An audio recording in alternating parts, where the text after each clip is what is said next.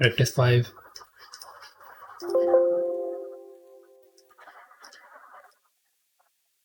यहाँ पर स्केचिंग थोड़ी सी कॉम्प्लेक्स होती जा रही है। ये इधर से भी बन सकता है और इसको बेस मान के इससे भी बन सकता है। तो हम इसको लेके चलते हैं पहले, क्योंकि एक गैस मिल रहा है कि यहाँ पर इसने ओरिजिन को यहाँ से वाई और एक्स सीधा लिख रहा है मुझे, और यहाँ पे उल्टा दिख रहा है। खैर अगर ये नहीं भी दिख रहा होता तो हम इसको पहले एक्सट्रूड कर लेते पूरा, बीच में से बाद में ये कटिंग कर देते। तो मैं फ्रंट पेन इसको समझ लेता हूँ। एक सर्किल है, इसके नीचे एक और सर्किल है,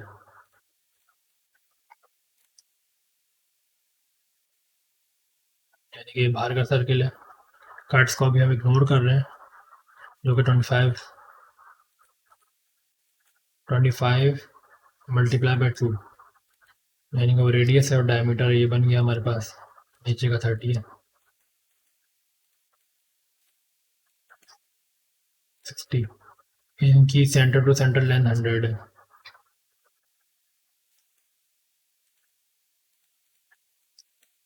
ये चीज़ बन गई। अब ये मूव हो रहा है, यानी कि ये और ये वर्टिकल है। अब हम आते हैं, ये दो लाइन है बस इसके अंदर, तो यानी कि एक ये लाइन है और एक ये लाइन है। ये लाइन और ये लाइन टेंजेंट है, टेंजेंट होगा ये आपस में। अच्छा, इनका डिस्टेंस भी है। इससे 50 की हाइट पर ये इसका ये पॉइंट रुक रहा है, यानी कि ये पॉइंट 50 पे आके स्टॉप है। तो ये पॉइंट और ये पॉइंट एक ही है, एक जगह पे है। बाद में फिलेट रेडियस है और एंगल भी पता चल रहा है 60 और ये 90। अगर यहाँ सेंटर लाइन हो बीच में, इसको हम कहते हैं कंस्ट्रक्शन लाइन, तो ये एंगल और ये एंगल 90 का हाफ होगा। 90 डिवाइड बाई 2, 45 डिग्री बन गया। ये वाला एंगल ऑटोमेटिकली एडजस्ट हो रहा है इसके साथ, क्यों? और इसको ओवर डिफाइन कर रहा है, ये अभी हम देखते हैं।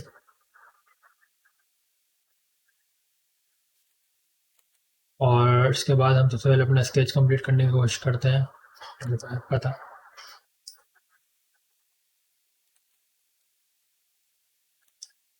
तो यानी कि ये एक और मैंने गलती करी, और ये है कि ये लाइन ऊपर नहीं जा रही, टेंजेंट नहीं है वो उसके साथ, ये लाइन बल्कि इसके अंदर ही आ रही है, यानी कि किसी एक पॉइंट पे कॉन्सिडेंट है, यानी कि ये रिलेशन हमने गलत लगाया।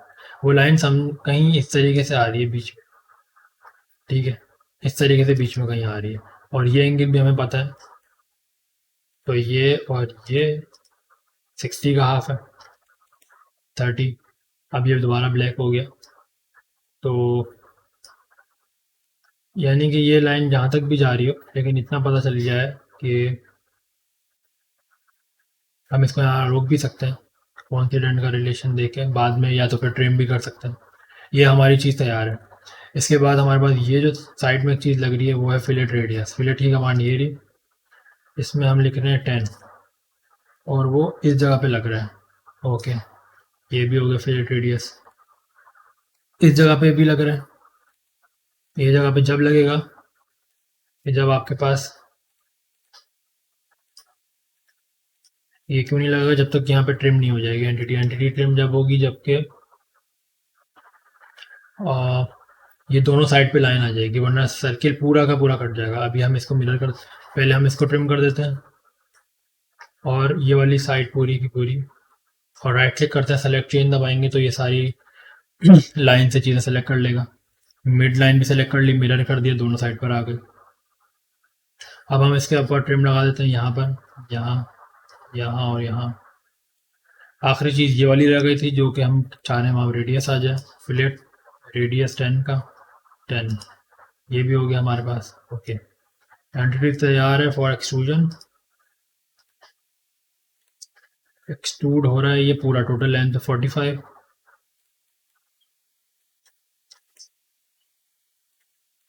तो ये सामने से वही शेप हमारे पास बन चुकी है।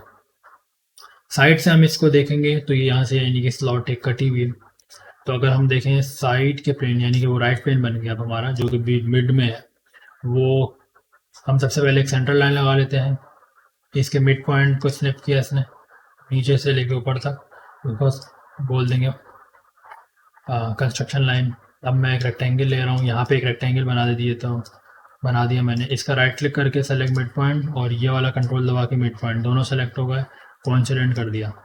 अब कम से कम ये रेक्टेंगल बीच में रहेगा इसके, और रेक्टेंगल की हाइट है 92 कर ली। रेक्टेंगल की विड्थ क्या है 25 पे यहाँ पे डन हो गया हमारा काम। और यहाँ पे क्या रख रहे हैं आखिर में 10 के है रेडियस एक्सट्रूडेड। पहले इसको ओके करें और extruded cut through all both. Through all करेंगे एक साइड पे कटेगा, थ्रू ऑल बोथ करेंगे दोनों साइड पे कटेगा। ये चीज़ आ गई साइड से भी। दोबारा राइट पेन पे जा रहे हैं, हम स्केच कर रहे हैं किस चीज़ के लिए, ये चीज़ ख़त्म करने के लिए। यहाँ पर भी बेसिकली एक रेक्टेंगल ही है 65 लेंथ का 12 डेप्थ का। हमने एक रेक्टेंगल लगाया बना दिया, 65 इसकी लेंथ थी, 12 इसकी डेप्थ थी, विड्थ थी यानी कि। और एक सर्किल भी है बेसिकली बड़ा जो कि इस लाइन से टेंजेंट हो रहा है, यानी कि ये सर्किल यहाँ से सिर्फ इस लाइन को छूता हुआ गुजर रहा है। छूते हुए गुजरने का मतलब होता है टेंजेंट हो रहा है, लेकिन नीचे से 65 पे रुक रहा है, सिंपल इज दैट। यानी कि ये सर्किल इस पॉइंट पर कोइंसिडेंट है, यहाँ पे आके बैठ रहा है इस तरीके से। और सर्किल की मैंने क्या नहीं दिया डायमीटर या रेडियस 25 है तो 50 दे देते हैं हम। और अब हम ट्रिम कर रहे हैं इस जगह को, इस जगह को और ये जगह, तो यानी कि ये चीज़ हमारे पास तैयार हो गई। सेंटर लाइन हम लगाते थे कंस्ट्रक्शन, और इसका सेलेक्ट चेंज करता हूँ तो सारी चीज़ें सेलेक्ट कंट्रोल दबा के ये भी रखता हूँ तो मिरर करता हूँ। एक ही कंस्ट्रक्शन लाइन थी उसी ने इसको मिरर किया, एक्सट्रूड कट वॉल बोथ। ये तैयार हो गया। स्केचिंग यहाँ पर एच पे हुवर करने की वजह से सेंटर पॉइंट पता चल गया। इन दोनों के डायमीटर 22 है, दो होल है 20 के, 20 लिख दिया। अब हम इसको कह देते हैं ये और ये सेलेक्ट करके इक्वल, या 20 इस पे भी दे सकते हैं, मगर फ़ायदा ये होगा कि जब इसको चेंज करेंगे कभी फ्यूचर में तो वो भी चेंज होगा एक साथ। तो हम ज़्यादातर रिलेशंस लगा के चलेंगे अगर पूरे स्केच में, तो एक चीज़ चेंज करने से काफ़ी चीज़ें चेंज होंगी जो आपको कंसेप्चुअली लग रहा है कि वो चीज़ें एक साथ बदलेंगी फ्यूचर में भी। तो ये एक्सट्रूडेड कट है, वॉल बहुत रखते हैं हम, और ये कट हो गया। आखिरी क्या चीज़ आ रही है, ये जो है काउंटर सिंक है, जिसको हम नॉर्मली 3D मॉडलिंग के ज़माने में शैम्पर कह रहे हैं। तो हम यहाँ पर ये जगह, ये जगह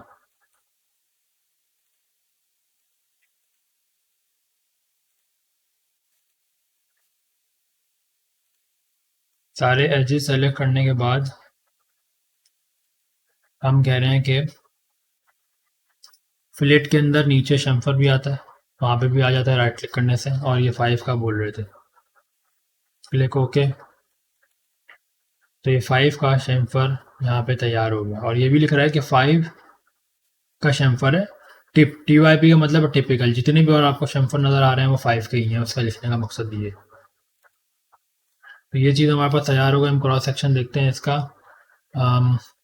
इस प्लेन पे भी नहीं, इस प्लेन पे, तो हमें सामने से देखने से वही चीज़ लग रही है।